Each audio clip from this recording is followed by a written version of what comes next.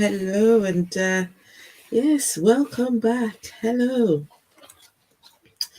I thought we'd do something a bit different today from the usual subjects we usually cover. We usually cover pastors from Africa. We cover, the occasional G-man. But today, let us have a look at a very popular pastor. How's everyone doing? So we've got Mark. Hello, Mark. I find it hard to trust anybody in a pinstriped suit. I don't blame you, honestly. I do not blame you. And by the time we're done tonight, I don't think there's much hope. It looks like Gus Fring's older brother, Viva Los Polos Hermanos. Hermanos, that rings a bell. Hello, Paul Scatla. Hello. Unit 6. I don't trust people who wear suits. But hang on, uh, suits are supposed to make you look more, what's the word? Formal, make you look more, like you're about to say and do something spectacular, and I bet these are designer suits as well. So, good afternoon, Inquisitor Bacon. I'm going to be driving, so just listening. Okay, that's not a problem. Make sure you're driving safely. Tanisha, how are you, baby girl? Hope you're well. Yes, thank you, Unit 666. I don't trust those that preach to people. Those that preach to people. You don't trust. Till X, I've got a question for you.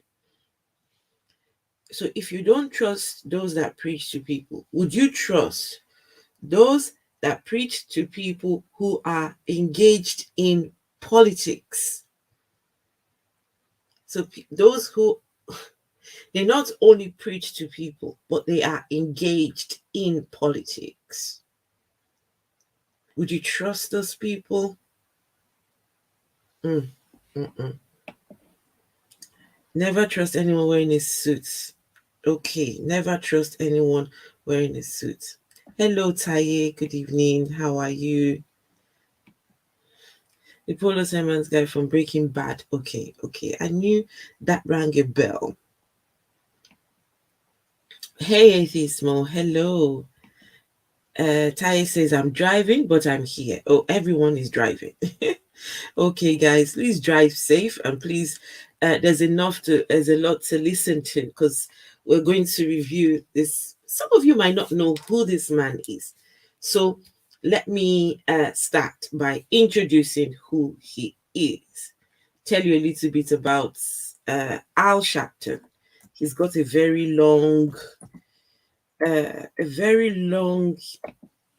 history. Very long history. So we will go and have a look. Okay, what made him famous? Right. Okay, so let me share my screen here. Hey, Mrs. Parker. Hello. And yes, Uncle Jesus. I just finished watching your video. Oh, Sharpton. Listen, I don't know too much about Sharpton. I just know some people rate him so highly. Some people worship the ground he walks on. And some people think he is a ridiculous joke. But this man is He's he's up there with the politicians, with the big guns. He's up there. He's supposed to be a reverend. He's a Reverend Al Sharpton. So, guys, if any of you knows anything about him, please put it in the chat. I don't know much, so, but we will go and do, like Mrs. Parker would say, a deep dive. Let's go do a deep dive on the man called Al Sharpton. Yeah, crooked politicians wear suits. Crooked ministers wear suits. Suits do not say anything good anymore. But good people still wear suits. Hello and scapegoat Iscariot. Good people still wear suits. Not okay, guys. Not everyone that wears a suit can't is not not all people that wear suits are not trustworthy. Some are trustworthy. Come on, guys. Have a little hope. The whole Mrs. Parker says he is wild. Okay, you reckon he's a joke. But this guy is high up there. He's with the politicians. He's, you know, when the big people die, he's the first one they call. He's at everyone's funeral, doing eulogies at everyone's funeral. My goodness. Okay, right. Let's go and have a look at. Let me share my screen here.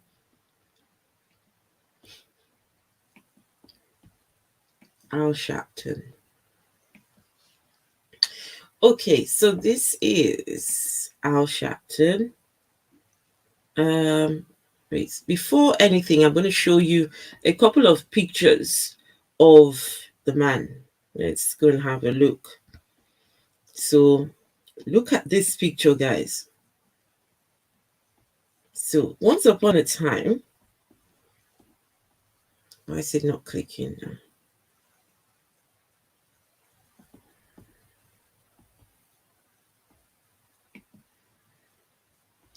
Why is this? Oh, here we go now. Having problems with this now. Okay, it's not showing. Okay, I think I know why this isn't showing, but I will, let me do this here, make this bigger. Right, so here, that's Al Sharpton. Once upon a time, this reverend, can you see? Can you see him? That's him there, and that's him now. So it looks like many years ago, when he was doing his reverend business, looks like he was feeding very well. He was feeding fat. But as years have gone on, he's gotten smaller in size. I guess that's a good thing. So let's go down here. Now, there's lots of pictures of this man with very popular people. That's him with Donald Trump. So this is Donald Trump, and I don't know who this other person is. Let's see, who's this person? I don't know who that person is. Yeah, but that's him. That's him right there. Look at him. My goodness. Gosh, did he have a belly on him? Well, but look at him now. Well done. He's done well for losing all that weight. Mm. Oh gosh, guys, look at the man. Can you imagine? This is what he looked like once. The trouble with my internet is, it's not. It won't let us access the picture because my internet is such that my 12-year-old can't. We can't. There's some websites you cannot view. So unfortunately, there's some things. If I try to click, we would not be able to. Okay, so what makes Al Sharpton Al Sharpton? Right. Let's have a look here.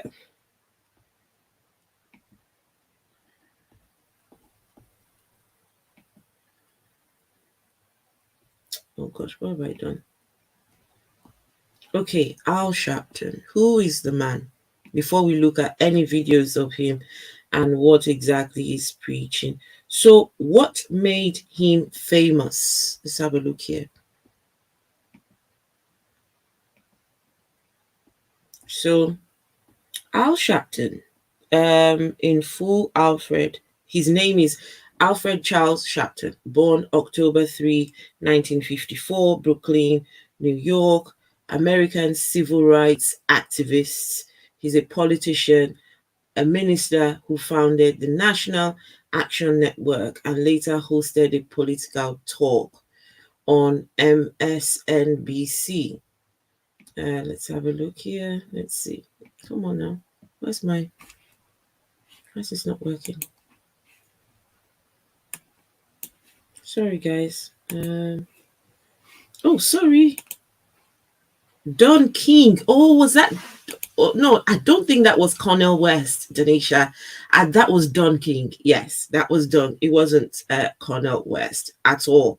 That was Don King. Thank you, Mrs. Parker. Right. Let's go have a look. I don't know why my. Okay.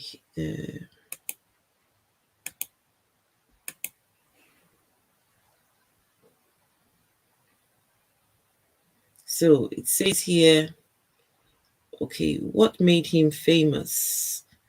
Is Al Sharpton really a minister? So he's a reverend. He's a Baptist minister, civil rights, social justice activist, radio and television talk show host. He's very much involved in so many things. Oh, this is not going to work. Okay, guys. Right. Oh, what is Al Sharpton's salary? Interesting.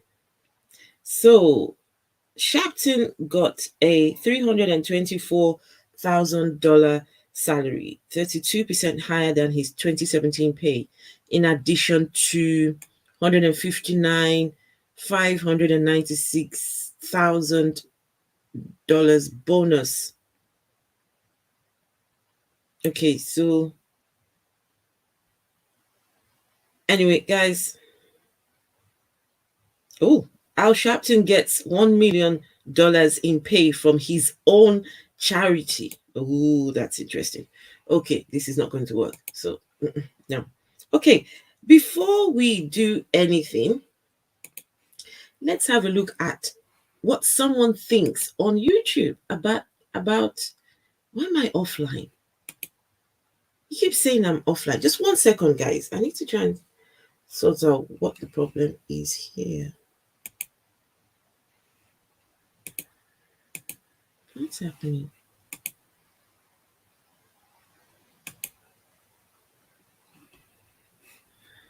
Just 1 second, guys. I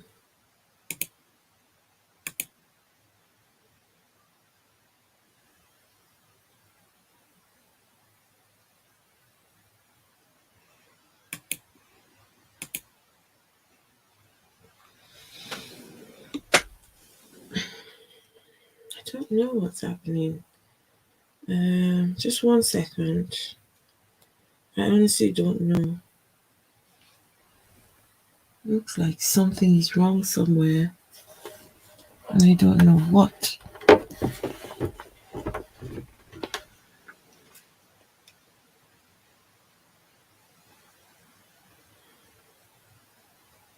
Just 1 second. The best of times, these things just mess you about.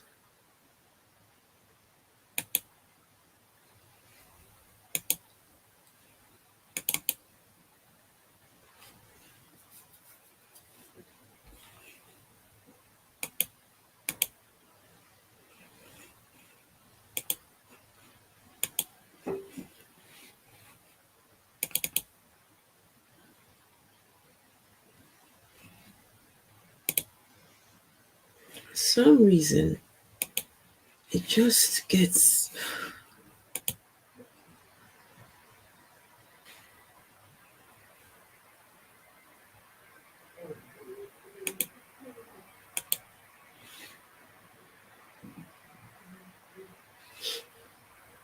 Okay.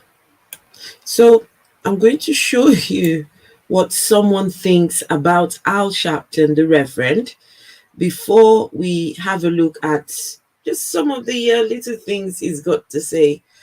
this our dear Reverend. Right. So let's have a look here.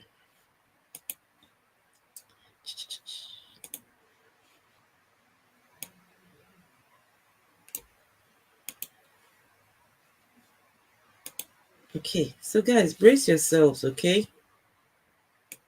Ready to hear? Right. Okay, everyone, brace yourselves. Who could imagine you have a technical issue? I always do, don't I? Always do. Hello, Purple Rhymes. Purple Rhymes. I expected he started out with good intentions, but the notoriety went to his head. He got surgery for the fat and to look good for the people. Losing fat was a big. Oh, really? I didn't know he had surgery. Ah, he lost it when his ego got so big. He thought he spoke for all minorities everywhere. Hmm. So you're saying your safe search is on the street? Yes, it is. Unit 666. Yes, because I've got a 12-year-old and yes, I don't know. I don't know. When he's 13, I might consider taking it off. So, right, use a virus shield and a private browser and a search filter becomes even less useful. Okay, right. Um, right, okay. I think I would. We'll consider. We'll see. We'll see. Right. Right. Let's get started.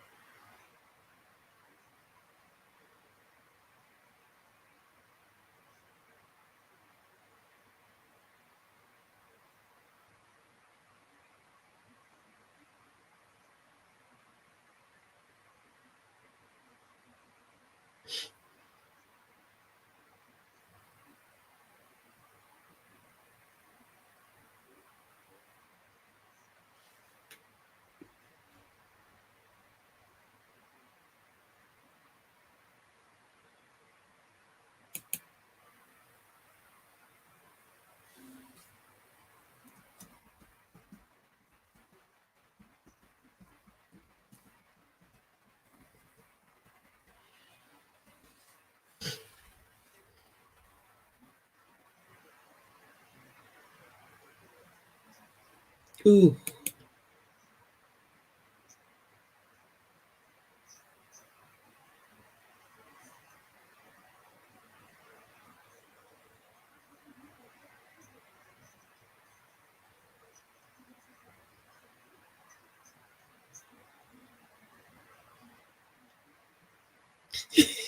He's a clown. This guy is a clown. He made me laugh. Absolutely made me laugh. Okay, let's hear the rest. It's nearly done.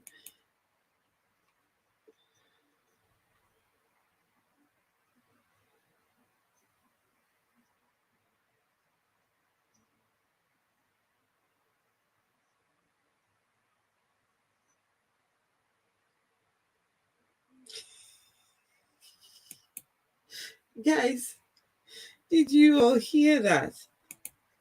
No, no. I'm sorry. Wait, let's no. We need to hear that again. Honestly, it's just a short video, but we need to hear it again.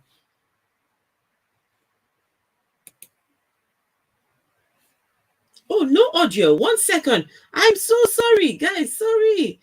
Oh no. I should look in the chat more. I'm so sorry, guys.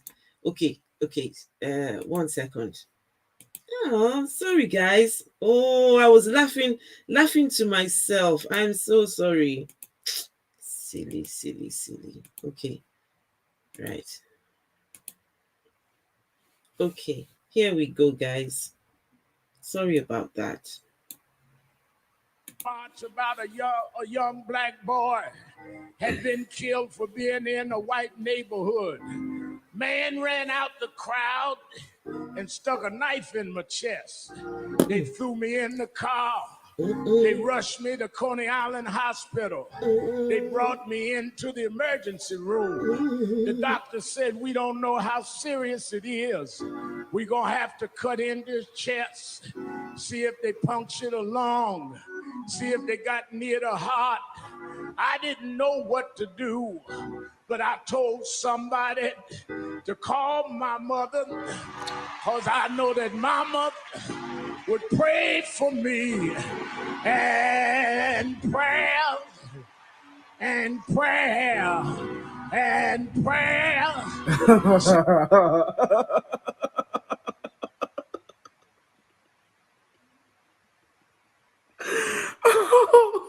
Who in the world let that devil in church?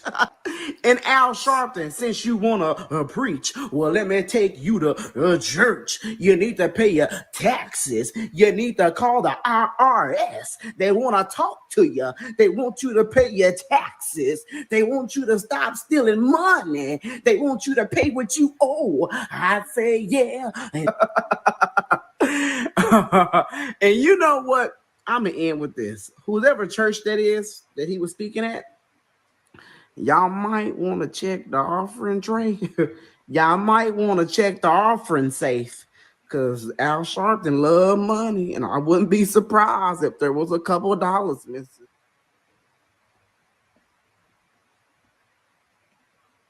Okay. Ooh. Okay, let me that was just too good for me.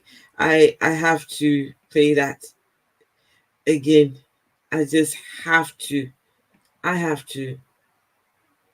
There we go. March about a young black boy had been killed for being in a white neighborhood. Man ran out the crowd and stuck a knife in my chest. They threw me in the car. They rushed me to the Island Hospital. They brought me into the emergency room. The doctor said, "We don't know how serious it is. We're going to have to cut into his chest, see if they punctured a lung, see if they got near the heart." I didn't know what to do, but I told somebody to call my mother because I know that mama would pray for me, and prayer and prayer and prayer.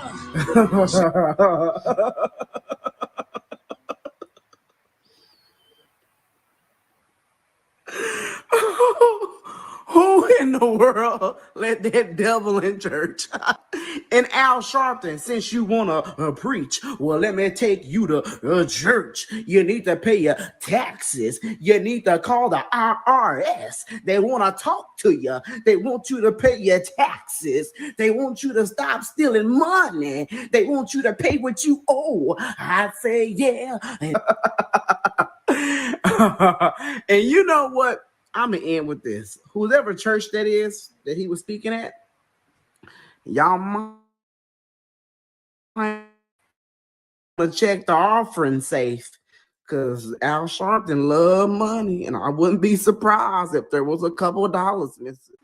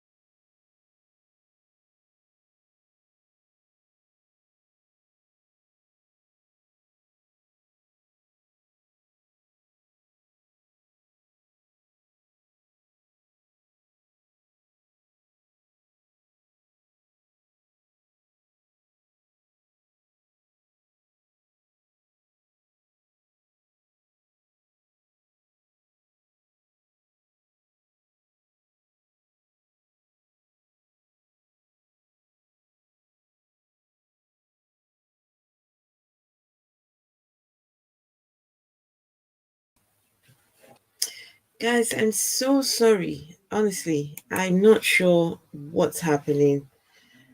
It just keeps messing me about tonight. So, uh, gosh. Sorry about this, guys.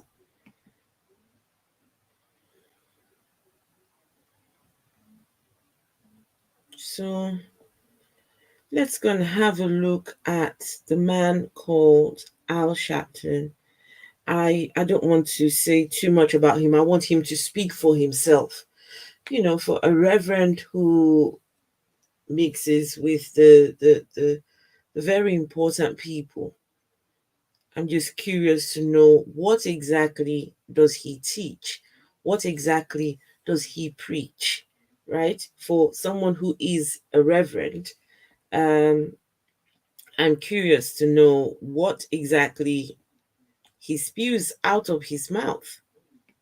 So we'll have a look at some of his videos, and yeah.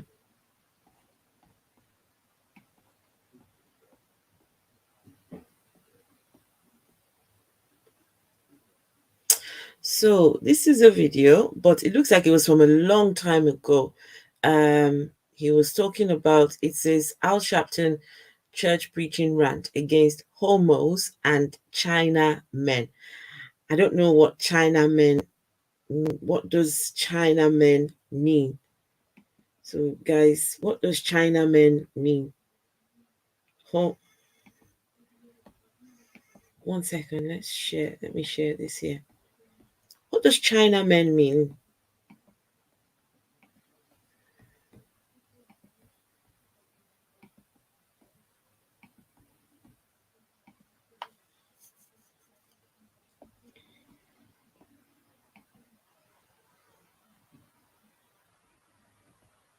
Okay, it's the recording is a bit dodgy on this video, but bear with me.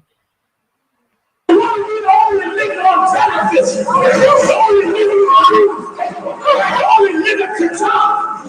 come to them. Don't talk to them. Because you got the only nigga problem.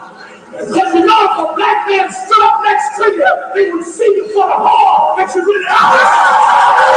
I'm the best chicken fries in the universe. We don't want like some kind of sandwich chicken. Then the chicken that come in there and throw some hot and dip it down, and you stand right by that. Koreans sell us watermelon. We need watermelon all our lives. They gonna come cut it up, put it in a bucket with a rubber band around it. And we gonna buy it like it's something we didn't know what it was. White women up, I said I was wrong. Cracker, but I think cracker is a certain personification of a certain type of person down south, just like redneck. I mean, some people misinterpret cracker meaning all whites is not true, but the confusion is you should use it. I mean, sometimes being flippant, you say things you shouldn't say because it gets in the way of your message and people don't really understand what you're saying. Black folks was in the cave when we had no empire. We learned to admire them, but they knew to admire us. We built pyramids for Donald Trump never knew what architecture was. We taught philosophy and astrology and mathematics before Socrates and them Greek homos ever got around. Okay, that's that video. Wait, hang on. Next one.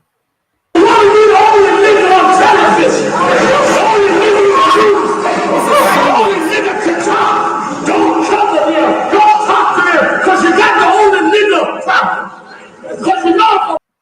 Ooh, sorry, guys. Trying to find.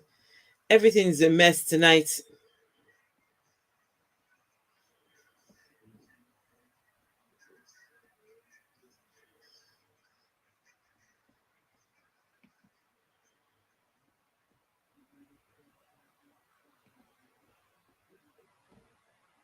Okay. Sorry. I'm all over the place tonight, but we will get on track in a second. Right, so let's have a look at another video by Al Sharpton, and then we'll do a kind of like a deep dive on who the man is. So let's hear what he's got to say.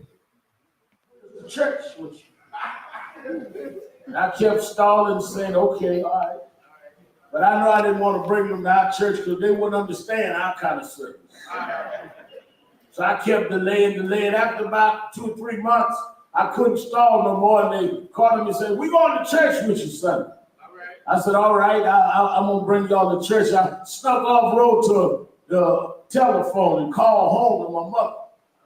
And I said, Mama, I'm going to bring some of my college friends to church this Sunday. But I appreciate it if you be cool this Sunday.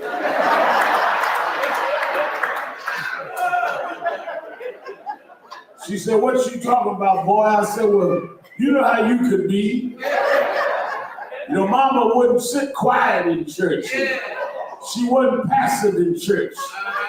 Every once in a while, when the church got good, mama would jump up out of her seat, lean to the side, start shouting and jumping.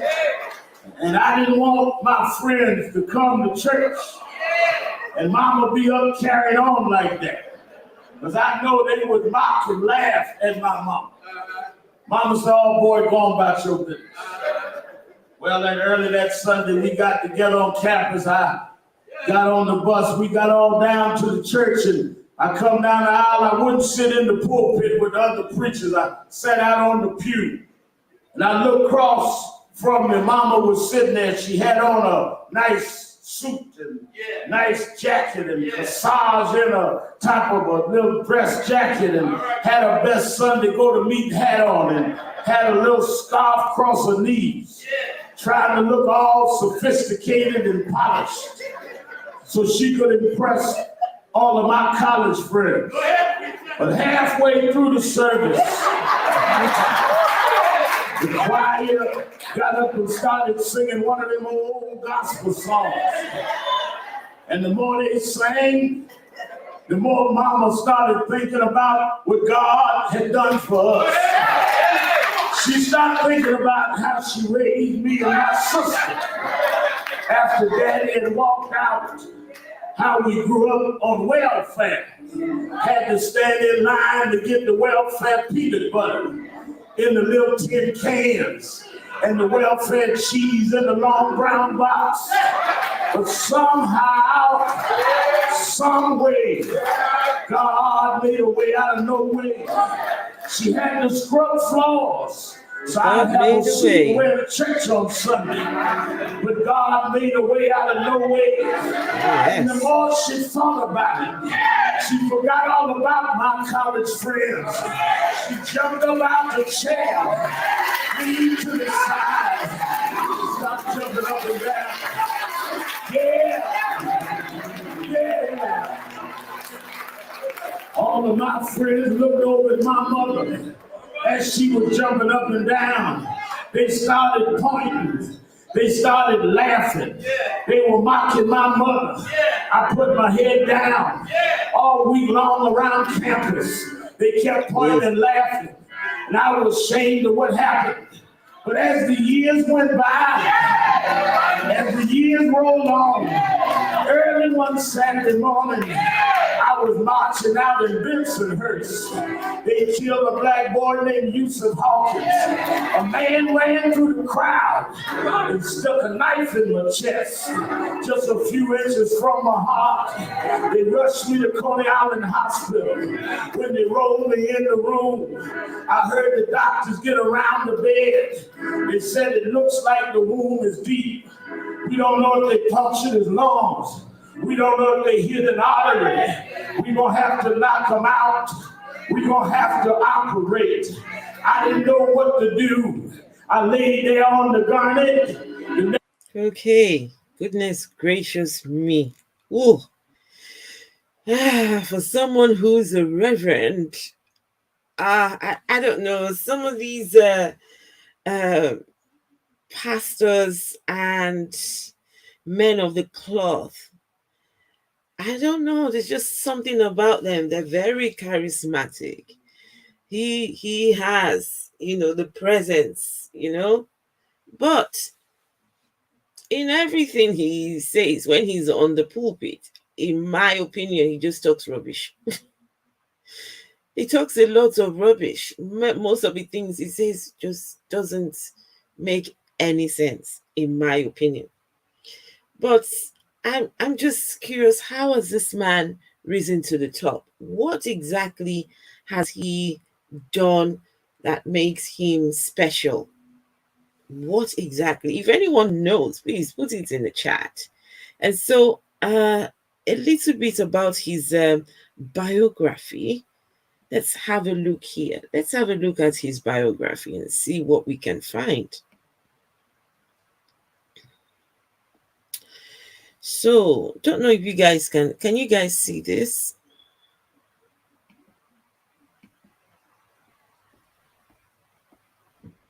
So, Sharpton, apparently, Reverend Al Sharpton has been preaching since the age of 4.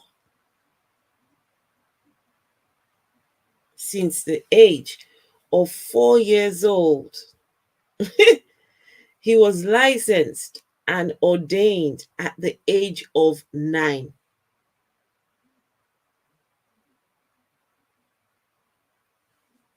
Guys, he has been preaching since he was 4 years old. He was licensed and ordained at the age of 9 years old.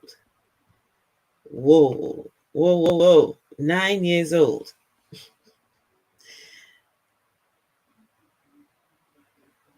Okay. Whew, 9 years old. Sorry. I'm just so shocked. Okay, in 1971, he founded the National Youth Movement, and for 17 years, he led the organization registering young people to vote and giving them job opportunities. His direct action and civil disobedience campaigns have brought attention to injustice in many areas. Sharpton has pursued other interests while continuing to preach. Mhm. So while he's been preaching and doing the job of the Reverend, he has also been involved with some not so good characters. Some good, some not so.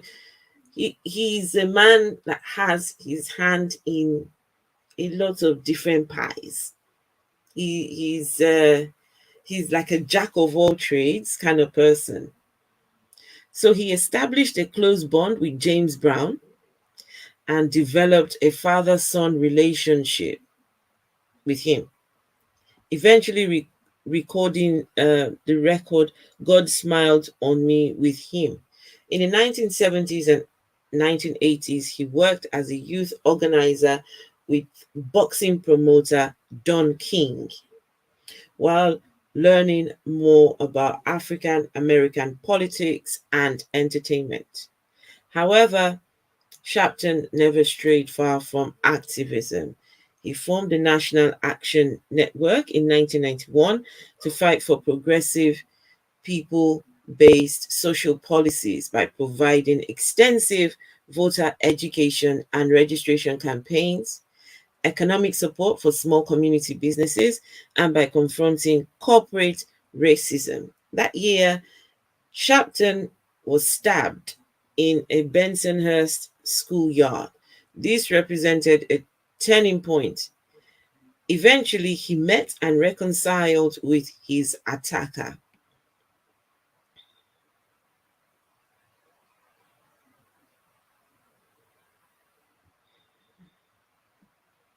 Okay, just 1 second. Okay, so Sharpton has never hesitated to act in support of African Americans, from individuals seeking public offices to Abner Louima, a Haitian immigrant brutalized by Brooklyn police in 1997. Now he's also seeking to build a national, multicultural, multiracial movement addressing a range of issues. To that end, in 1999, Al Sharpton, former New York City Mayor Ed Cole, and Harvard Law School professor Charles Ogletree formed the Second Chance, a program to serve nonviolent felony offenders after their release from prison. Sharpton also orchestrated a massive protest when police shot unarmed Amadou Diallo 42 times in 1999. In 2001, Sharpton protested the US Navy bombing of the Puerto Rican island of, I cannot say that name, attempting to fight injustice wherever he finds it. Sharpton is following in the footsteps of Reverend Martin Luther King Jr. and Reverend Jesse Jackson. So that's a little bit about him. But because here we deal in all things religion, I'm more concerned about the Reverend. He's doing an amazing, fantastic job, but I'm curious about the position of the Reverend. What exactly does the Reverend preach when he is on the pulpit?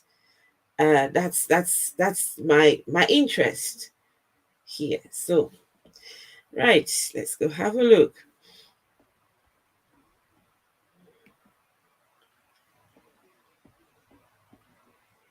Sorry, guys, I'm not looking in the chat. I need to have a look what you guys are saying. What I'm really confused about is religious preachers are wealthier than ordinary religious people. I learned that when I left religion.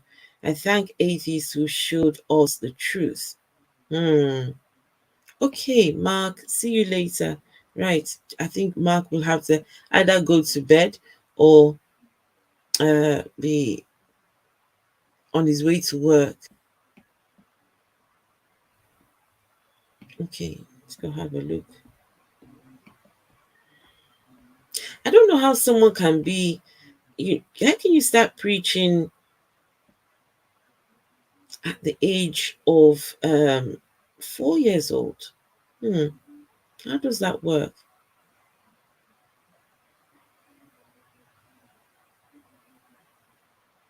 Okay, let's go have a look at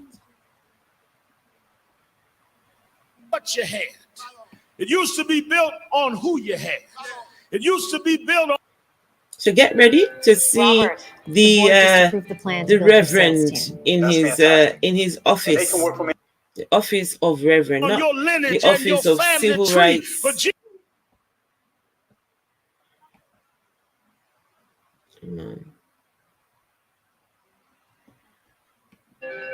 Robert, the board just approved the plan to build your sales team. That's fantastic. And they can work. He doesn't even have a.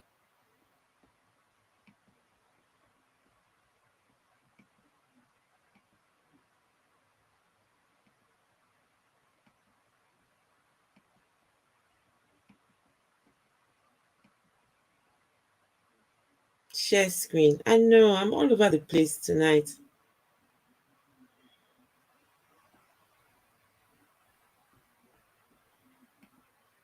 Okay, here we go.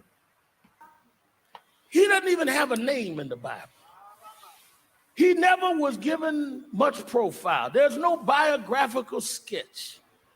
But I meet him on the day of the crucifixion. He's hanging on the right hand of Jesus. You got to get the picture now. Jesus had been pierced in the side and crowned with thorns and blood everywhere. He'd been condemned. His disciples betrayed him. Everyone gone. Even Mary was taken away. And as he laid there somewhere between life and death, between two thieves, humiliated, discredited, torn down, here's the King of righteousness laying between two thieves. The one on the left still trying the easy way out, still trying to figure out what angle he could get, still trying to make excuses and trying to cut a corner. He said, if you really the Son of God, why don't you step down? Can you guys hear? Yourself Can you hear this? You?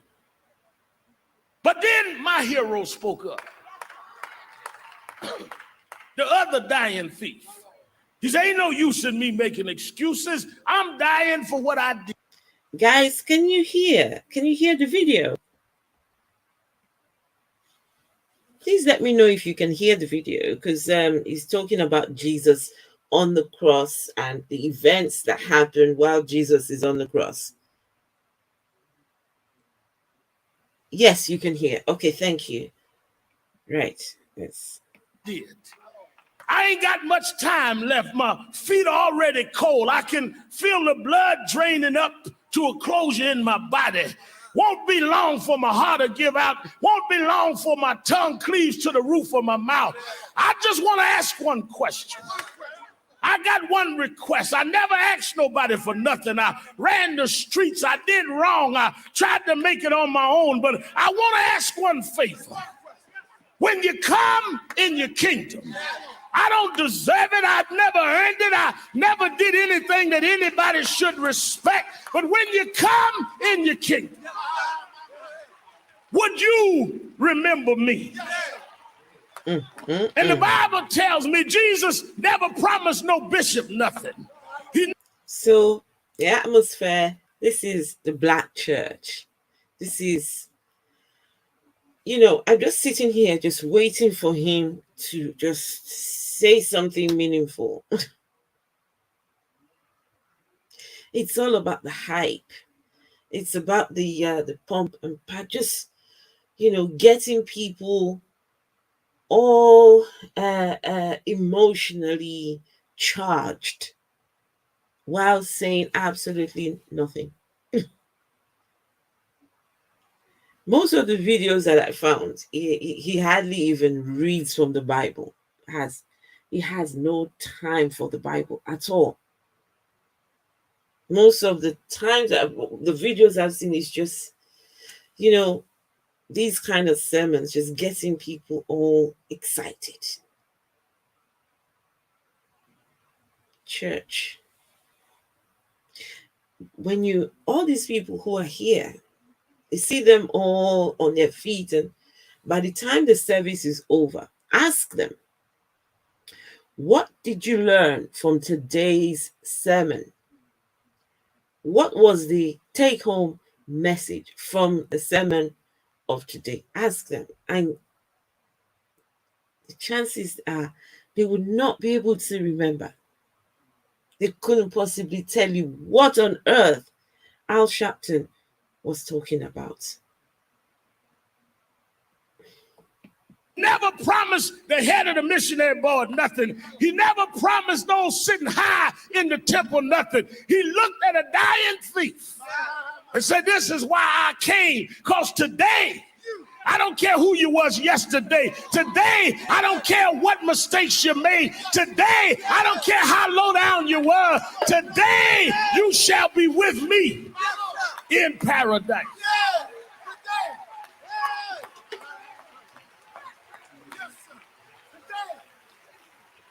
Jesus came to give everybody a today.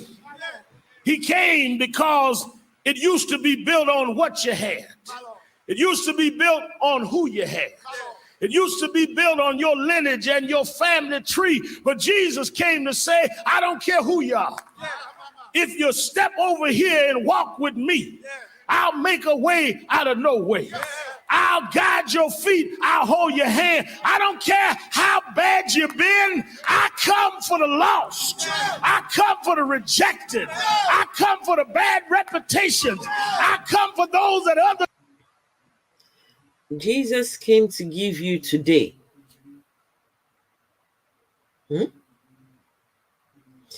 Jesus came to give you today.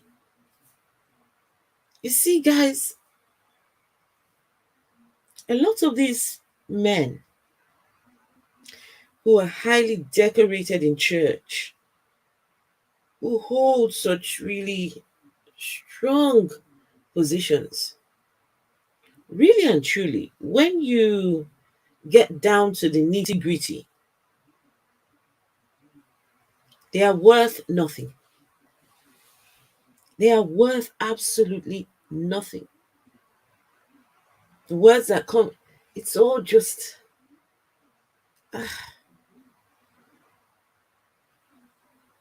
we put so much importance in these people in church.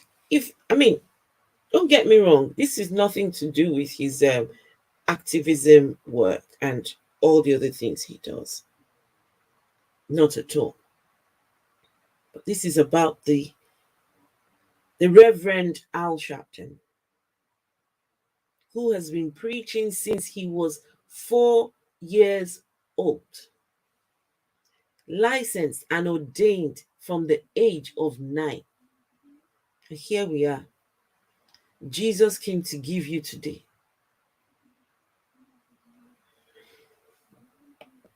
Let's talk about and scandalize and toss away and throw away. Today, you can be with me in paradise. Yes, sir. Yes, sir. Yes, sir. Yes, sir. There was about 3 years ago a debate in the Catholic Church over sainthood. Mm-hmm. They were debating on making someone a saint. And they wanted to define what sainthood was. Some said saints are those that have never made a mistake. Their feet never erred from the road of righteousness. Somebody else said saints are those that confound the most noblest of ideas. Somebody else said saints are those that understand the difficult nature of theology and philosophy combined. But you know, Brother Browning, I never bought those definitions. Okay. The best definition I ever heard of a saint came from a songwriter in New York, where I come from, named Donnie McClurkin. Donnie said, we fall down, but we get up. We fall down, but we get up. He said, because a saint is just a sinner that falls. Okay. Saint Al Sharpton is talking about the subject of saints. That's something I can't wrap my head around, this sainthood thing that the Catholic Church does. I cannot wrap my head around it. If the person was a closeted sinner, and they die, you can make them a saint from now till thy kingdom come. They're a sinner. I don't know how you make people saints after they die. And what's really interesting is, if you check some of the books of the Bible, right? Some of the gospel writers have been, made saints too. I think some of the gospel writers have been made saints too. So we wait when people die, then we now make them saints. What qualifies them to be saints? What qualifies them to be saints? Down. But the story don't end there. You get back up. I want you to know today, you don't know how strong you are till you've been down.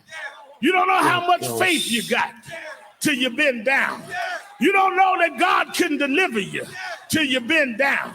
But when you've been down, when it seems like it's all over, when it looked like you can't make it, and God lifts you up anyhow, we fall down. But that's why Jesus came. He came for those down to say you can get back up again. You know, I like to tell the story. When I was a little boy, I used to like to run around with Muhammad Ali. And Ali, I was asking him one day, Reverend Browning, I said, Ali, when did you know you were the greatest? Guys, all that hype, when really nothing is being said. He just talked about the sainthood, the Catholic Church. I was waiting for something to be said. I was waiting. Okay, where's this talk going? And it led us back to Jesus came for the people who are down. I thought he was going to tell us something interesting about the Catholic Church and sainthood, You know, people can, when you're in the church, you can get easily carried away by everything. Listen to the music, listen to the clapping of hands, the noises going on, you know. But the one who is speaking, there's no substance to what they're saying at all. No substance. You are better off staying at home, looking after your family, watching television. You will learn things doing all of that. Than you see, and I can bet money that most of these people will be in church for hours on end, listening to all this crap. He said, well, Sharpton, I thought I was the greatest when I beat Sonny Liston. But that didn't prove that I was good, but I wasn't great yet. He said, then I thought I was great when I came and won the title back. 3 o'clock in the morning in Zaire, I knocked out George Foreman, but I wasn't great yet. He said, but one day I went after winning the title again. I walked in the stadium that were cheering my name, Ali, Ali. All the stars were ringside. Diana Ross, everybody was screaming, Ali. The photographers and reporters were flashing the bulbs. And I got in a ring, and a boy no one ever heard of, Ken Norton, reached back and he broke my jaw. Someone in the chat said, name dropping. Absolutely. This is like going to hear a sermon about all the celebrities he has met. This is like going to find out how many and all the celebrities that. And guys, just have a look. When you look at the sermons, please count how many times you see him open the Bible. Okay, guys? Please, let's do it. Let's do this together. How many times would you find Al Sharpton opening the Bible to read from during his sermons? Most of these are just the what they call it now, feel good. These are the feel good sermons. These are to get you to that higher higher realm, to get you all charged up.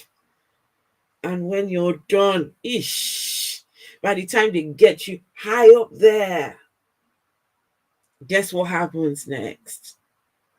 Then it's time to collect your money. Ooh. Sow that seed.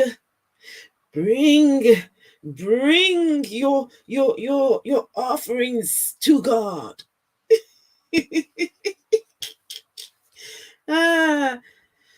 You should see this Outpack jokes made about. Oh, really? Oh, wow. There have been jokes made.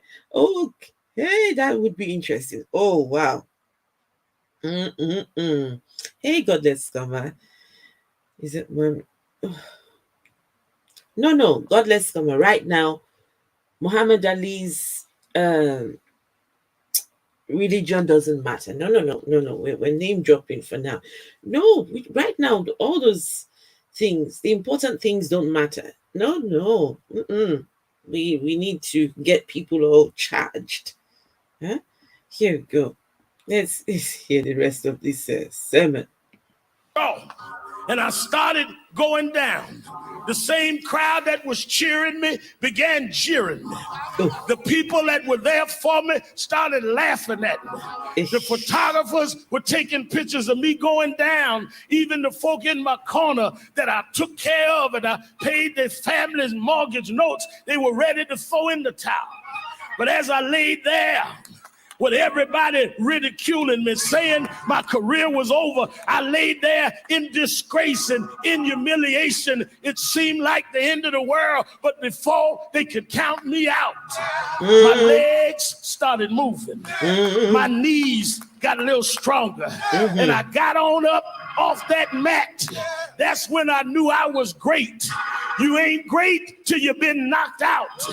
You ain't great till you've been knocked out, till your feet been taken from you, till everything you stood on is removed, when you're flat on your back, when you think it's over, and then Jesus steps in and gets you back up again. We fall down, but we get up. Yes. Yes. Yes. Yes. Somebody say, how you learn that, Sharpton? Well, I didn't learn that in seminary. I learned that growing up in the hood. You know, I grew up in the projects on welfare. Daddy left when we were 10 years old. In them days, we used to stand in line to get the welfare peanut butter in the little tin jars and the welfare cheese in the long box. They used to send a welfare lady around the house every month to check out mama's house. I remember Sister Brown, and I was about 11 years old when the lady came by to check out mama's house. She walked all over our little apartment. When she got back to the front door, she said, Miss Sharpton, I don't understand how you keep so much food in the refrigerator, how you keep the house so clean. You must be hiding a man in here. I got a little angry, but mama made me keep quiet. But after the welfare lady left, mama said, don't be angry, because the woman is right. I know a man. I know a man. I know a man. I know a man. I know a man.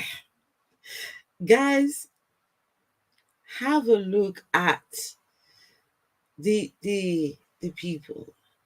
Just everyone's up on they're up on their feet. The man is talking rubbish in my opinion. It's just okay. He knows a man, all right? He was down. He got up. He reached the end of his career. Everyone thought he was not going to make it. And now,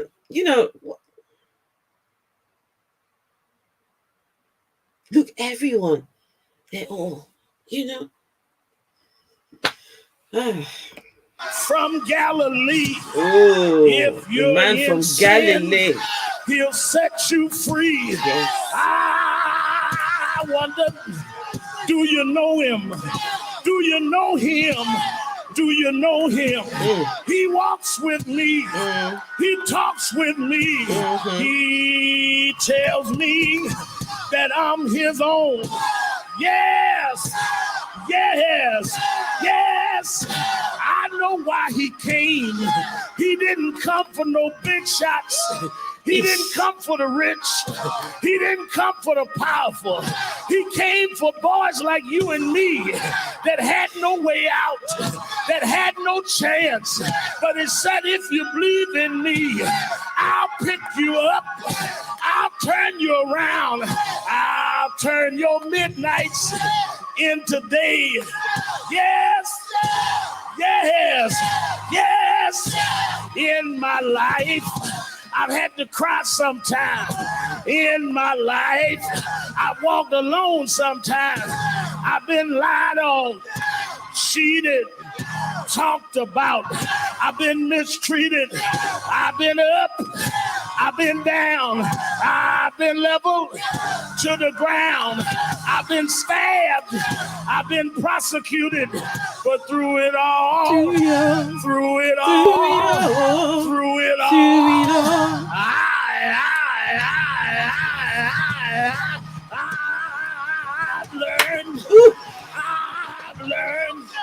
I've learned to trust in Jesus.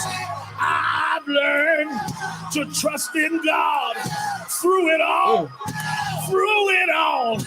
I've learned to depend on his word. He'll make a way. He'll make a way. He'll make a way. Yes, he will. Yes, he will. Yes. Yes. Yes. Yes. You know it get dangerous out here. Getting dangerous, Sometimes guys. they lie on you. Sometimes they plot on you. I know Brother Tony sometimes gets a little worried about me. He'll check with Eddie to see if I'm all right. But don't worry, Brother Tony. Though the storms keep on raging in my life, and sometimes it's hard to tell the midnight from the day. Okay, but on a more serious note, guys, on a more serious note, the people who are unbelievers, right? These people will tell unbelievers that you're going to hell for not believing. You're going to hell because you don't believe what they believe. They've got the right version of Christianity. They are the heaven bound people, right? So you go and have a look. Okay, what exactly goes on in these establishments on a Sunday that makes them rake so much money? The money, let me tell you, Al Sharpton would have made a cool buck for this thing is spitting from his mouth. Just his presence here, the church would have had to cough out. When we were going to church, when a guest minister comes, there is something they call an honorarium. Honorarium is the amount that you give to the guest preacher. So that is, the church puts an honorarium which they will give to the minister after he's done. It's like a thank you for coming, but it's a huge amount. Now, during the course of the service, so honorarium aside, they'll now ask the members of the church to give a prophet's offering. And there's a scripture they used to quote. If you, goodness, I've forgotten that scripture. The one that talks about blessing a prophet and you get a prophet's reward. So if you bless a prophet, you get a prophet. Something that I don't remember how that scripture goes anymore. So the church has already put together the honorarium for the visiting pastor. So that's already set. It's already in an envelope sitting, waiting for him. But then the whole church, after collecting tithes, offering, everything, the whole church will now come together and also give a prophet's offering. And all of this money will be put together and given to this person. For preaching what exactly?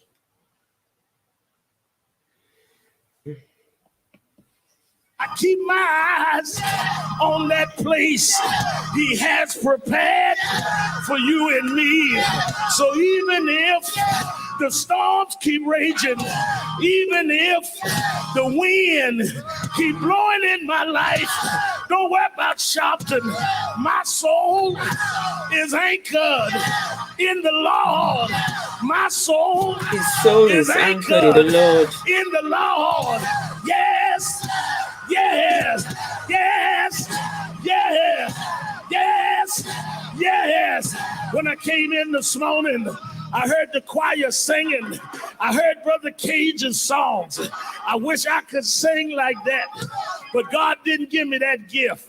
But sometimes in the midnight hours, after the kids gone to sleep, after my telephone stopped ringing, I go in my living room all by myself and I sing my song. I can't sing for 11 o'clock worship. I can't sing for no men's observation, but I sing because I'm happy. I sing because I'm free.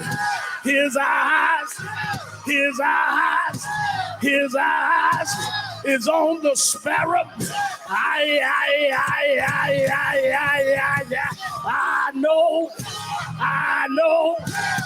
know he watches me. Yes, yes, yes, yes, yes.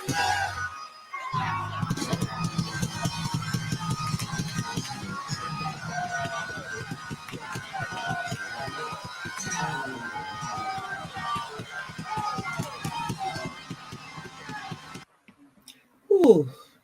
Okay, guys. So it's about a young black boy had been killed for being in a white oh no, not this one. Let's sorry guys. ran out the crowd and stuck a knife in my chest. They threw me in the car. Okay. So hang on. Okay, guys, another video. Monetize my channel. Yes, I guys, 1 second. There's our Sharpton. Okay, let me explain why I'm not monetized. So I did a video on here months back, and YouTube was not happy. So YouTube gave me a strike. But the video was a YouTube video. I was reviewing a YouTube video. So I've got this 90-day thing. It ends on the 5th of next month. No, 4th of next month. So then I can monetize. But for now, we're all right. So yeah, monetize. Don't worry, guys. We'll get there. Okay, so let's go and see this man. He says the Jews, the blacks, everybody must come together.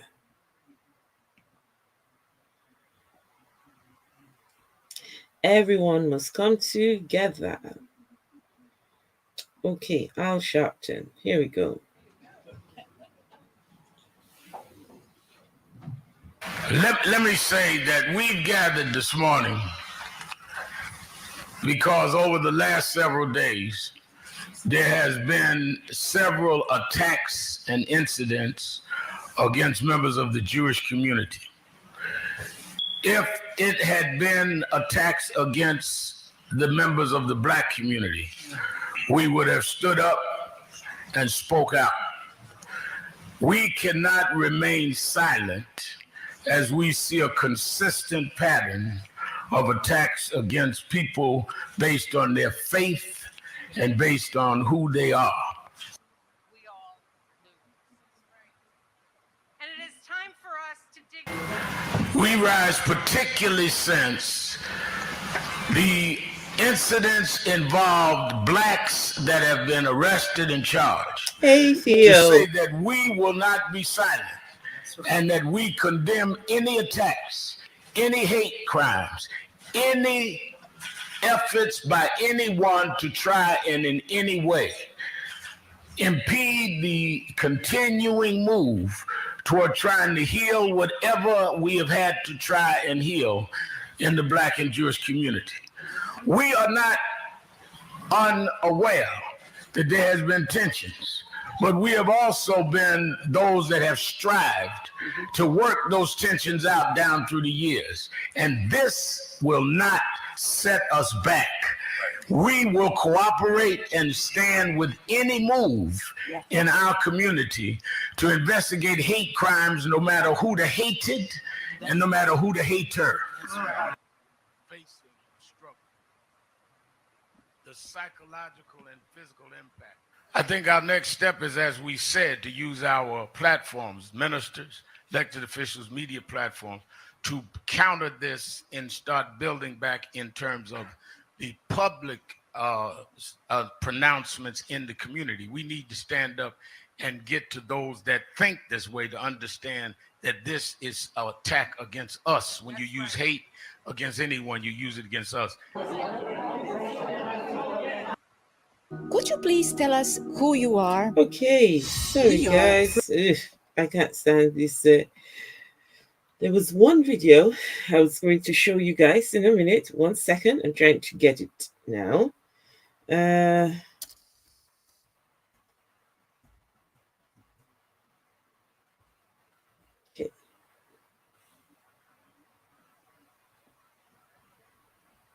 One second.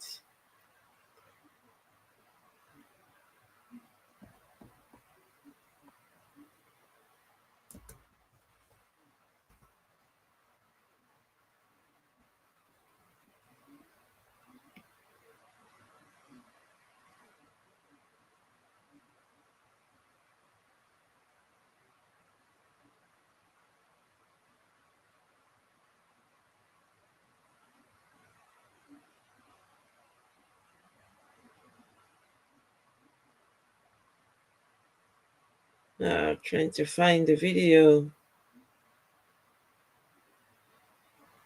Oh, can't seem to find it. 1 second. Where did that video go?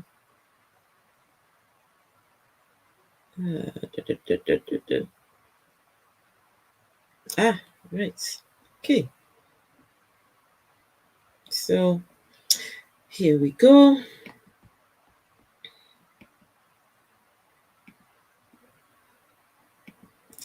The one time when what's his name now? 1 second, guys. This is the one time when Al Sharpton says, let's talk about there's race something racist not just about America, the but around the president. world. It seems that we're at the moment in the midst of a series of appalling attacks which are being done in the name of racism, of bigotry, of religious intolerance, call it what you will. They're hate crimes against people based on how they look, what their religion is, and so on, whether it's attacks on Muslims or the attacks we saw on a Jewish synagogue in America this week. What is going on here? What is fermenting all this hate? I think that we have began to see people feel empowered because people are expressing openly that it is somehow normal to despise, hate, or hurt people based on who they are. And that is wrong. And I think that people of different races or religions have to come together and condemn it. When we saw it happen in Poway, California, non-Jewish leaders need to say, wait a minute, this is intolerable. When we see it happen to Muslims in Sri Lanka, non-Muslim leaders need to say it. Because this tolerance at the top, or this selective outrage, this one of the things I've been critical of President Trump on. He was right to go to Pittsburgh after the synagogue was attacked. He was right to call a rabbi after Poway. But he said nothing about 3 black churches burned down in Louisiana. David Taylor, between. see you later. You can't have selective outrage because then you empower people that share that bias. How much responsibility do you put on him for allowing these feelings to fester? His comments about immigration, countries in Africa, a word we can't use on air. His comments about Mexican immigrants, his tweets where he retweeted a racist group here on Twitter and didn't remove those tweets. What do you think his responsibility is when he goes to Charlottesville, or he says about the Charlottesville protest? I don't know. These are my opinions. If you're going to be a reverend, why not stay a reverend? Why involve yourself with politics, the White House, and rubbing shoulders with all these people? Because I think when you start to do that, you get yourself into some real serious troubles and problems. Why do these men who are supposed to be doing the work of God want to involve themselves in matters that don't concern them? Why is that the case? They talk about separation of church and state. In Al Sharpton's case, there is no, in fact, church and state are all one and the same thing. I don't think he does church anymore now. Looks like he's more about politics. Guys, what are your thoughts? Let's know. Do you think that ministers of God should keep it to ministry, or do you think they should engage in the politics and the things that are happening? What are your thoughts? I think if you're going to be a minister, keep it in church. Keep it amongst your people, In church, there's already enough problems in there to deal with. But when you want to spread your tentacles, you want to go and involve yourself in matters that do not concern you. You have pastors telling people about the masks and the virus, the pandemic. It's caused by 5G. Pastors on their pulpits talking about 5G. He thinks he's carrying on the legacy of MLK. But he's a far cry from it. You reckon so? Okay. Okay, let's hear what he has to say about Donald Trump. So that there are many fine people on both sides. People accuse him of not being critical enough of white supremacy. Or even worse, I think that he has a lot of responsibility as the head of state to set a tone. It is a bully pulpit. And last week when he was responding to what former Vice President Biden had come in and attacked him on Charlottesville, his response was, well, there were fine people there. They were just honoring the statue of Robert E. Lee. Robert E. Lee was the general of a Confederate army to overthrow the U.S. government to keep slavery. That's worse than the original statement he made to honor Robert E. Lee. And I think that Donald Trump has a responsibility, or any head of state, to set a tone that we will not tolerate this kind of racism and bigotry. And I think, I've known him 35 years. We fought more than we've agreed. He's smart enough to know the signal he's sending. It's a dangerous signal. He's not doing it in the blind. I think there's a political calculus to those that play on divisiveness. And I think that's the worst kind of politics. I don't disagree with you. Do you think, having known him that long, that he's a racist? Because in all the time I've known him, I've never had that feeling from him, but I have also been dismayed by some of his rhetoric. So how would you categorize? I would think, for years I tried to give him the benefit of the doubt, even though I would march on him in certain things, say he's just playing to the racists. But if you're comfortable playing to the racist, you're a racist. Or you'll do to the real racist shows up. I mean, to be comfortable with that, it means there's got to be some racism in you. Because why would you even want to play to that crowd and be beloved by that crowd? So I absolutely think that all of my doubts are gone there, and that there's something basically racist about the president. There's a massive outpouring now of excitement about endless. There's something, well, this was the time when Trump was still president, and he has to get himself involved somehow. I don't know. Guys, what are your thoughts? If you're going to be a reverend, do you think they should keep it within church? Why would you? I don't know. Could it be part of his activism? Maybe that's why he has to get himself involved in politics. Religion should be kept in church. I agree. I completely agree. Romans chapter 13 makes it very clear what the role is between a believer, God, and the government.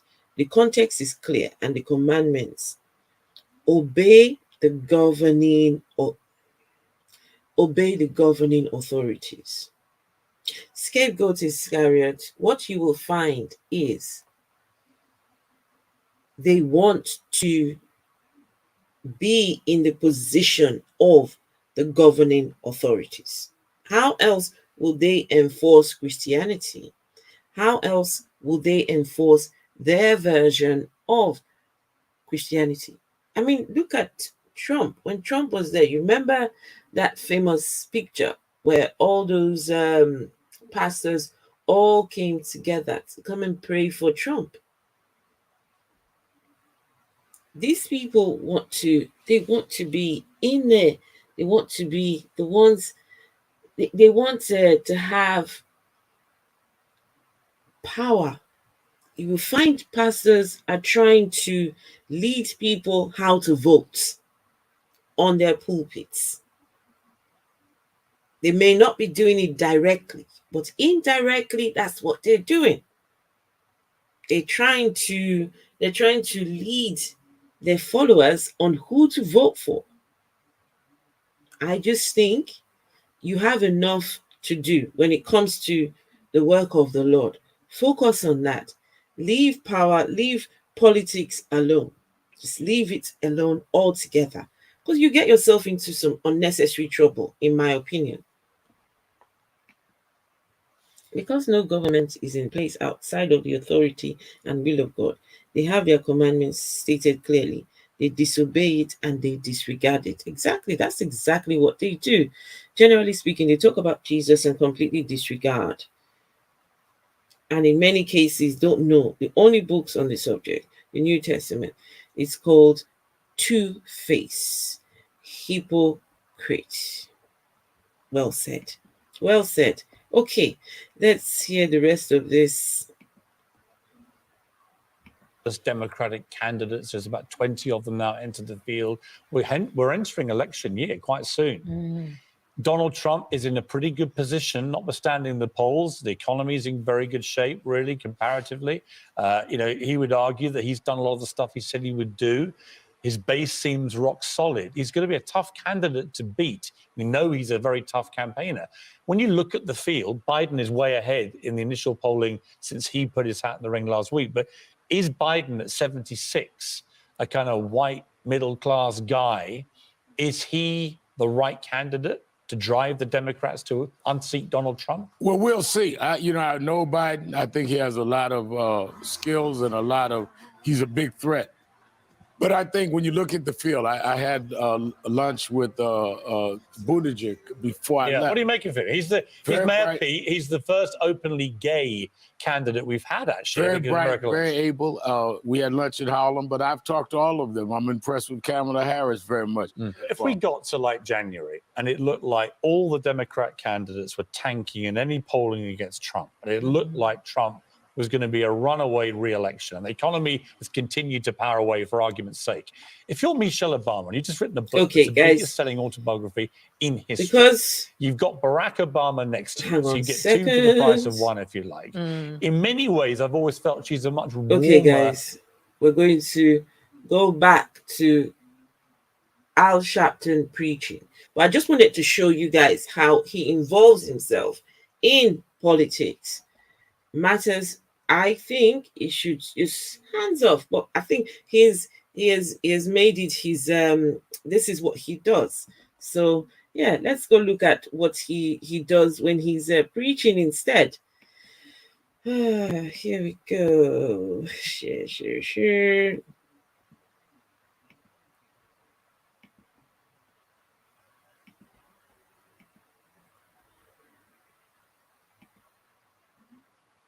Okay, Al Sharpton.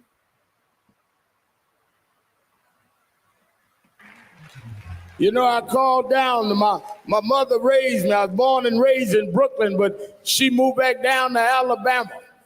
And I called down. She been sick last few years with dementia. So we've been checking on her every day. I thought about when I was reading a book on the plane the other morning, how my mother would make me do my homework and be going through books she couldn't read. And I would study some things in theology, and I remember I was trying to explain to her Paul Tillich and ontology and all of the things that I wanted to impress her that I learned. But if somebody asked me today, the most profound theology lesson I learned from my mother, who never got past the 8th grade. Why do I say that? Because all of the books I read don't help me when I'm facing a challenge. All of the theories I studied don't mean nothing through trials and tribulations. When the frogs start invading me, I think about what Mama taught me. She said he may not be there when you want him, but he's always on time. I don't know nothing about no seminary. I don't know nothing about them books you read, but I know the Lord will make a way. Yes, he will. Yes, he will. I know the Lord, he'll make a way. Yes, he will. Yes, he will. And I come to Allen tonight to tell you he may not be there when you want him, but he's always on time. There have been days that they laughed at me. There were days they would scandalize me. But if you hold to his hand, God's unchanging hand, build your hopes on things. Okay, I love this comment by Paul. Paul Shatler says, when a reverend speaks on politics in TV, is he speaking for God or displaying his own opinion? Believers will probably assume the first, and that is dangerous. Paul, thank you for that comment.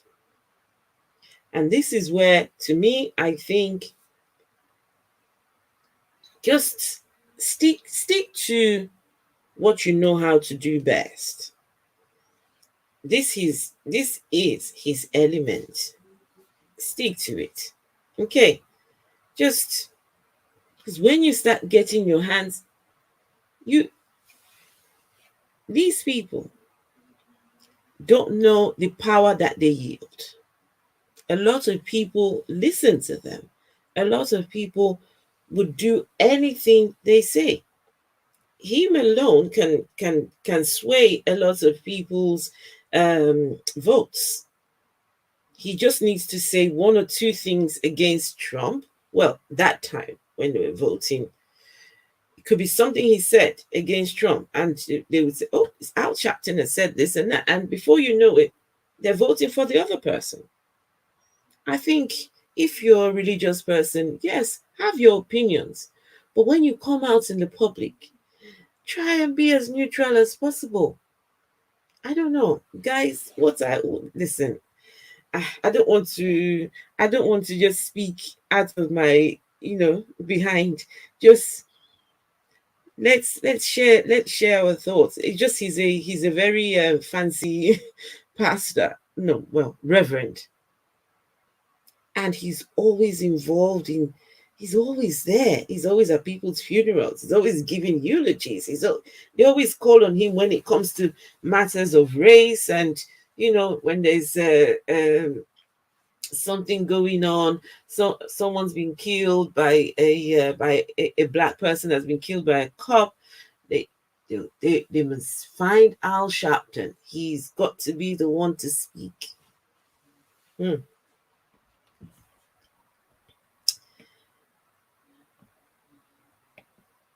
Right. I would say as a citizen of the country, he has every right to care about politics. The big thing about okay, I think I've read that.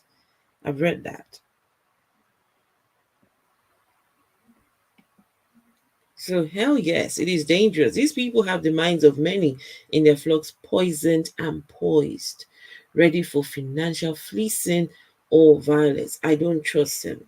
Absolutely. Yes, you're absolutely right. Do you know, guys, I heard recently that most of the black churches in the US, well, not most, some, let me take that back.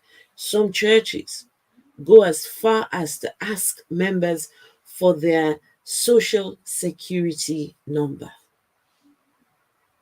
Some churches ask members for social security numbers.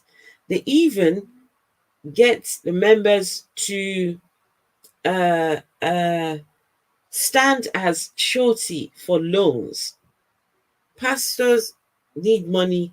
They'll ask members for to come and sign and be surety. What do you call it now? To be like a guarantor for loans. Some of these people have their members wrapped around their fingers. That when you go to some of these churches on a Sunday, if it's your first time there, they give you those little slips, right? They give you those little slips that you write your name, your address, and all that stuff. That some of these churches actually request your social security number. Guys, what is okay? I'm not over in the US. Here in the UK, we have a national insurance number. But what does a church need your social security number for? Hello, Hawiya. Hello. Hello, beautiful lady. Why do churches need your social security number? Every minute there was a TV show called Boston Legal. I remember that in the early 2000s. They actually made a joke that he shows up for every race thing by having him show up in exactly. You just anything to do with race, if there's any bit of tension, just get Al Sharpton. He's the one to go to. Is anyone else thinking about how bad that tie clashes with the rest of his clothes? No, I didn't notice that at all. He's definitely a lot better at keeping political opinions and faith distant from each other than most other pastors out there. I just wish his followers could do the same. If only, if only, if only.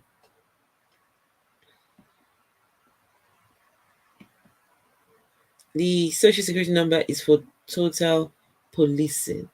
Is that the idea? You want to police your people. Okay, let's hear the rest of Al Sharpton's delivery.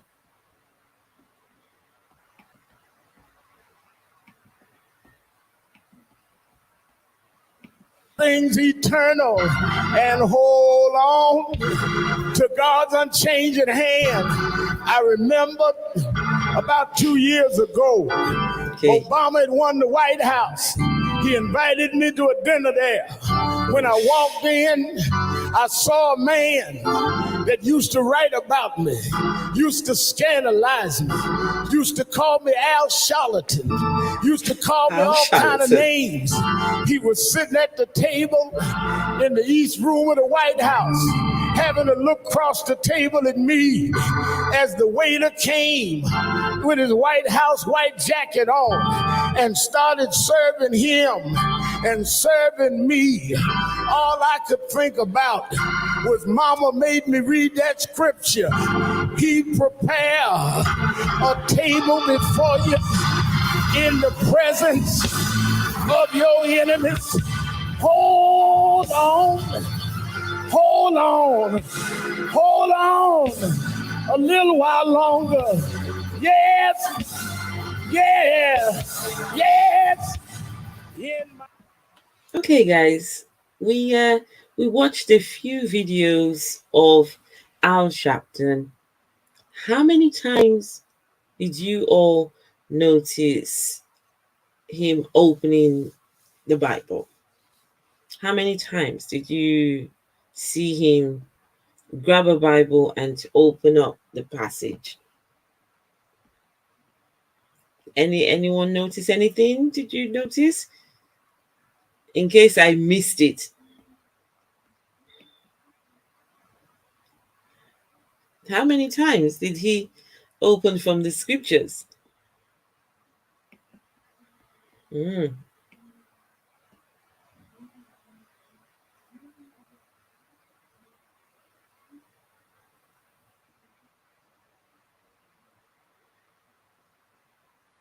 Okay, guys. Do you guys still want to watch some more videos of he didn't open a Bible once? Thank you. And Unit 666, many of his videos online, he hardly opens the Bible. Hardly. It's hard to see him. He theoretically says he's freestyling. Absolutely. And he's so good at what he does. He sings his sermon. I think it's amazing to be able to do that. Can you imagine everything I've said so far? I come here and I start singing it, Hey, theoretically, thank you for that comment. He's freestyling. He's freestyling. Hello, Steve McRae manager. He's one of the king of the blacks. Can I tell you how many times a white counterpart has told me something that he has said, like I give a damn? He's the go-to, isn't he? He's the go-to for black people. They well, for some white people, they think Al Sharpton is the go-to. Oh well. And you never will. The Bible has nothing to do with what he does. Mm-hmm. You're so welcome. Why would he even bring his Bible? He only uses it to hide his jewelry. He uses his Bible to hide it. Guys, do you want to watch more videos of Al Sharpton? Yes, no, let me know. Yes, no. Do you want to watch any more? No, because we can bring this to a close.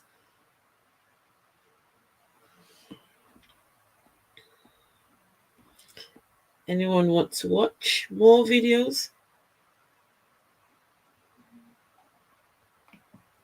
I always thought we should do this in a secular gospel music.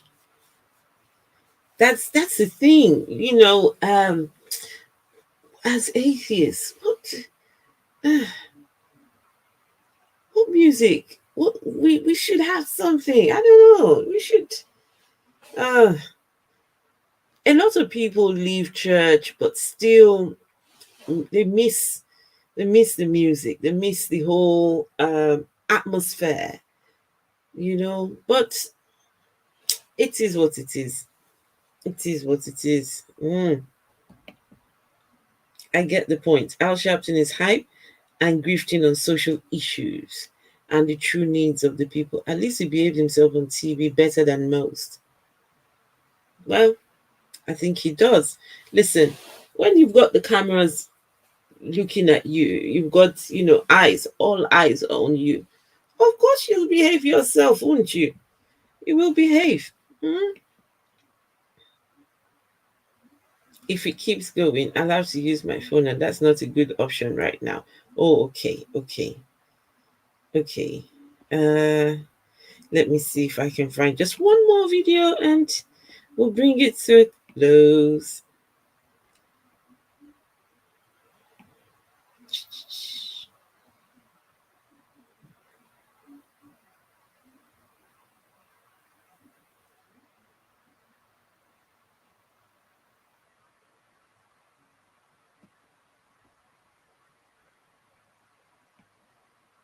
One more verse, one more modern climb, one more battle with the devil, and I'm leaving my troubles behind.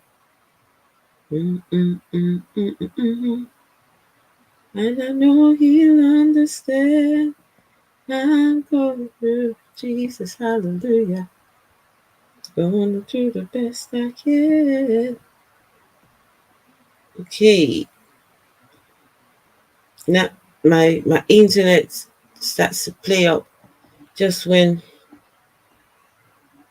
guys, and I think that's it. Don't let me jinx this now. Oh God. Don't let me jinx it. No. the Afro-humanists.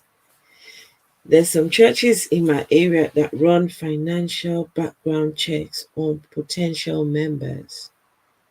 That's why they would need your what do they need your financial background?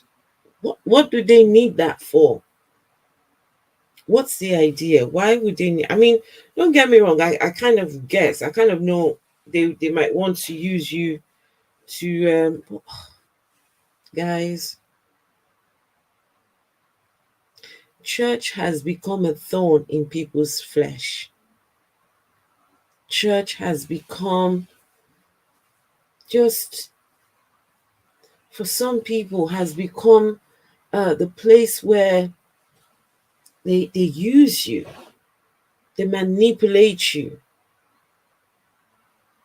You're better off just. I've heard a lot of Christians say, "Oh, I'm a Christian, but I don't go to church." They just don't bother going to church anymore. Mm. If Jesus was real and as pissed and as he seemed to be about some of the churches in Revelations, he would set some churches today on fire himself. Mm, mm, mm. Hmm. Listen, remember Jesus went into the temple and overthrew everything. The money changers. He just, he was being very dramatic. You would think that he would at least try and step in and try and rectify the mess that is church today. We can't even decide which church is preaching the truth. There's so many denominations out there. We don't know which is which. We don't know. So many. Every one of them is just preaching something completely different. You can't go, you ask two Christians, okay, what does it take? What do I need to be saved? Ask them, what do I need to be saved? And you wait and get so many different answers. So many different answers. They'll tell you you've got to give your life to Christ. Then after then you've got to Holy Spirit. And then everywhere you go, it's just different.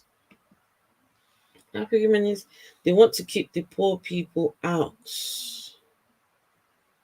They want their wealthy parishioners to be around other wealthy parishioners plus more donations. Let's say you get a person singing Jesus songs from you, it sounds great. Thank you. Thank you. Oh, who's off now? Inquisitor Bacon. Oh, good. Okay. Okay. All right. Enjoy your dinner, Inquisitor Bacon. Enjoy your dinner. A church in my area bust men in a shelter to their church, only to.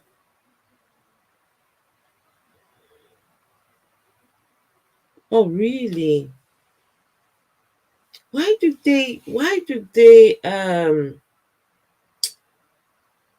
is that their go-to? Why do they get people that are already down on their luck, people that are already in a really bad way? Why is that the area where they focus on? You hear Christians will say, I was down, uh, I was down and I was in a rut and God met me there. And it's like God always needs to meet people at the worst times in their lives. That's like the best time. God seems to, a lot of people seem to find God when things go wrong, when things are all a mess and they're all just down on their luck. That's when they find God. Jesus cannot interfere because that would.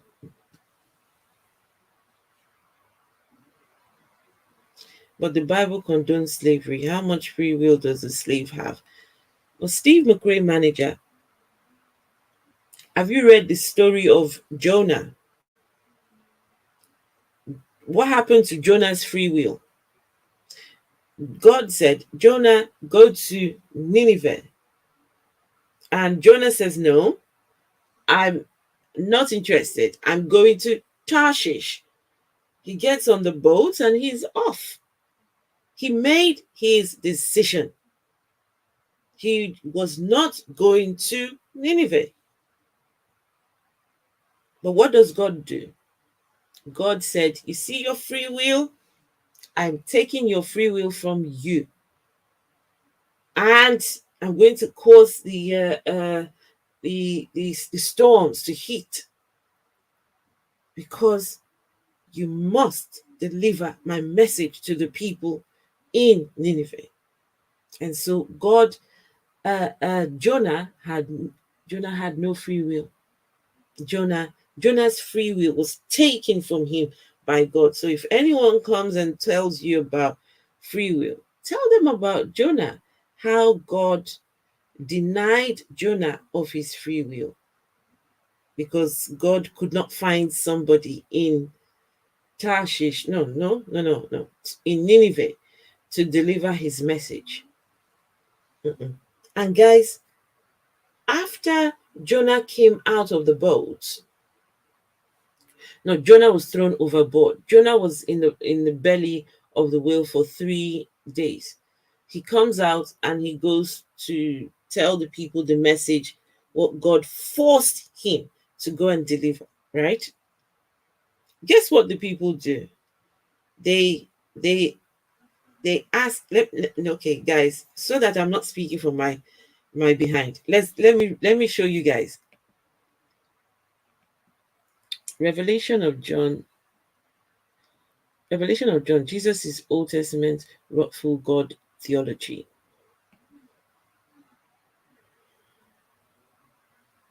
Instead of ostracizing the poor men, they should help them.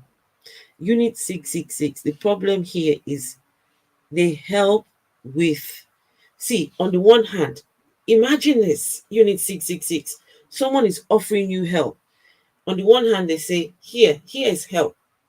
On the other hand, they're telling you, if you must receive this help, you've got to do this. Or there's the threat of hell, right? They're threatening you with hell on the other hand. So helping, is the help any good when there's threat of hell on the other end? When someone is telling you, receive my help, or you go to hell, or you will burn for all of eternity. Or they're helping you, they come and bring you food and tell you must come to church on Sunday. You must bring your family with you. There's always something that they use to bargain, a bargaining tool. Okay, let me go find Jonah.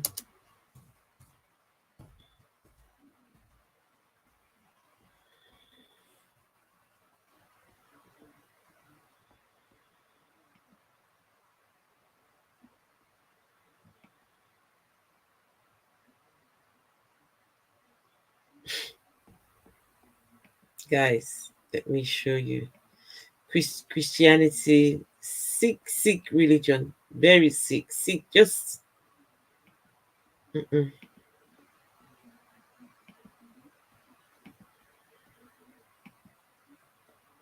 Okay, guys, so here is Jonah chapter 3, verse 7.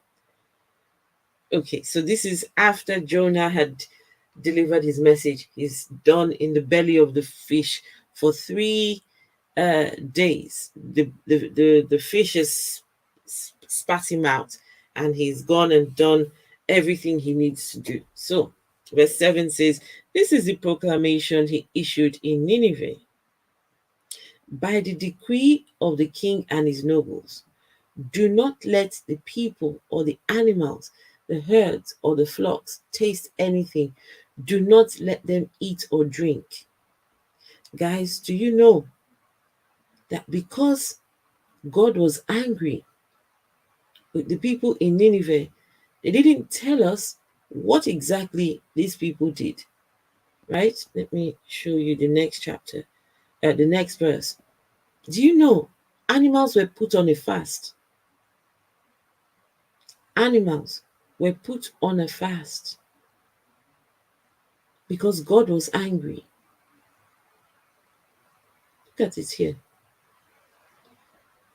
Yeah, do not let the people or the animals, the herds or the flocks taste anything, including water. Do not let them eat or drink.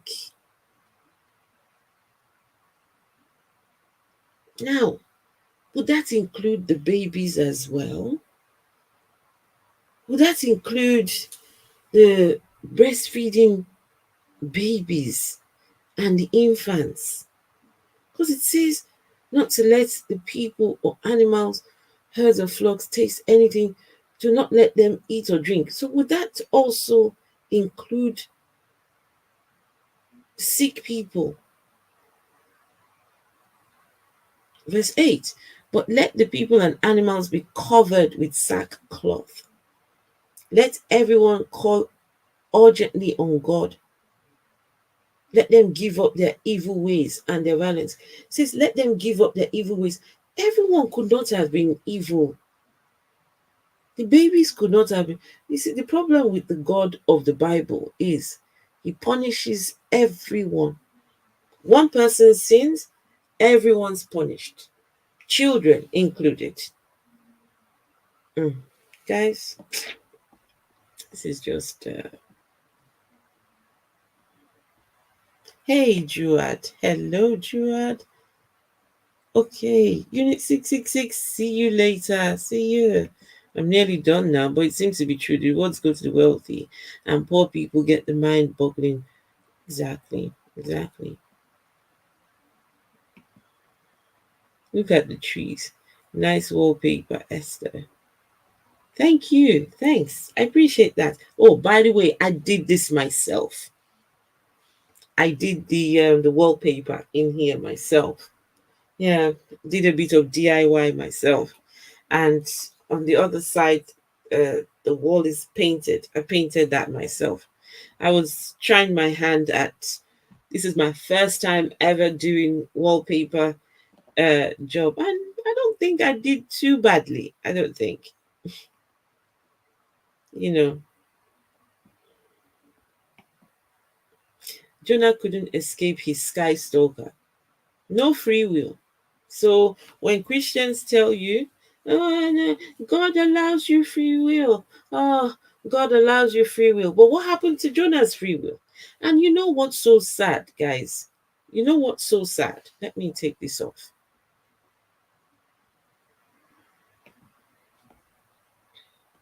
Look at the trees.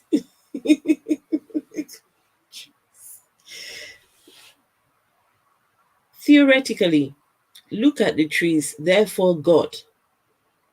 Therefore, God. Look at the trees, and therefore, God. God did it. God did it all.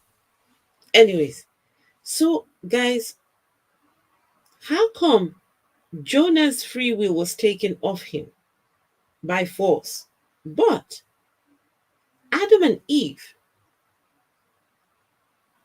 were allowed their free will? Why couldn't God step in? Why couldn't God force these people from not eating of that? Why does he get to choose? So he would rather stop Jonah from going to Tarshish, but he would not step in and stop Adam and Eve from eating of the fruit. Doesn't make sense. It just doesn't make sense. It doesn't make sense. Yeah. Theo, yes, look at the trees. Therefore, God. That's what they like to say. They tell you, oh, look at the trees. Oh, who do you think created the trees? look at the mountains. Who do you think created them? Oh, please. Well, guys, I have introduced you to Al Sharpton, and tomorrow, I shall be back tomorrow.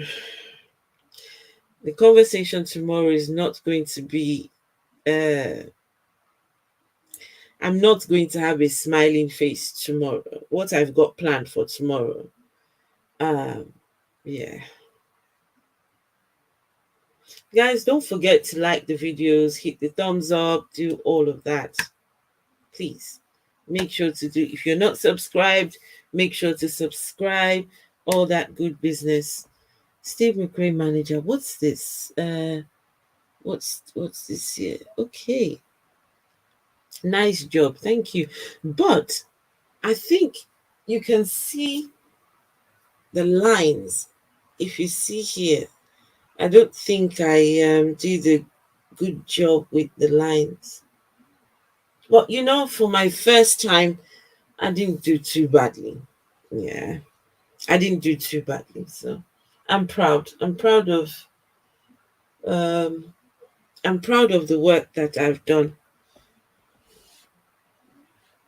That's what happens when you are the man of, well, there's no man in the house. It's just me and my two boys. So when you're the man and the woman and the everything in the house, that's what happens. And you've got to save yourself if you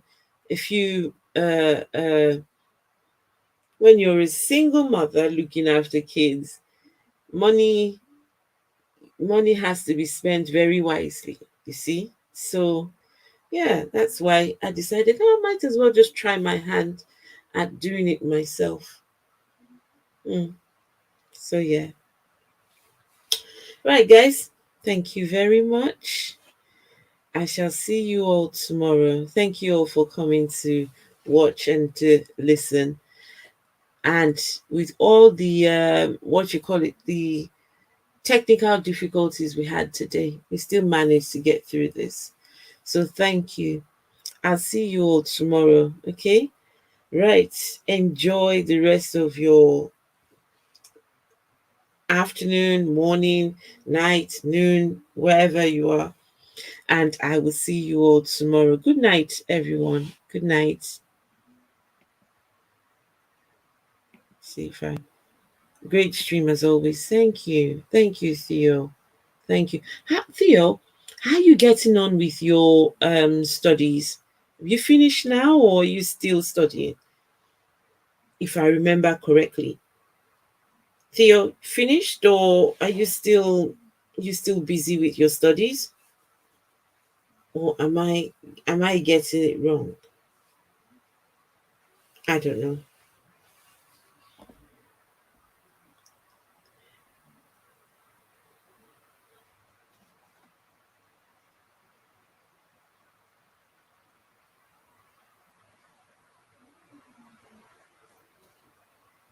Still a year to go. Okay, right. Okay. It will fly by really quickly, Theo. Do you mind telling us what you're studying, Theo? What are you studying? If you don't mind telling us what you're studying. Are you training to be a doctor or a scientist or something? Or one of those fancy professions? Oh, I couldn't be any of those things. Right. Just waiting for a response from Theo. Theo, what are you studying? I bet he's training to be a doctor or something. Because I can imagine him being Dr. Theo. Dr. Theo. How nice. Okay. It's an accent. Okay. All right. Okay. I get you. Okay. All right. I wish you all the best. All the best. Okay. Right, guys. Good night. And I'll see you all tomorrow. Good night.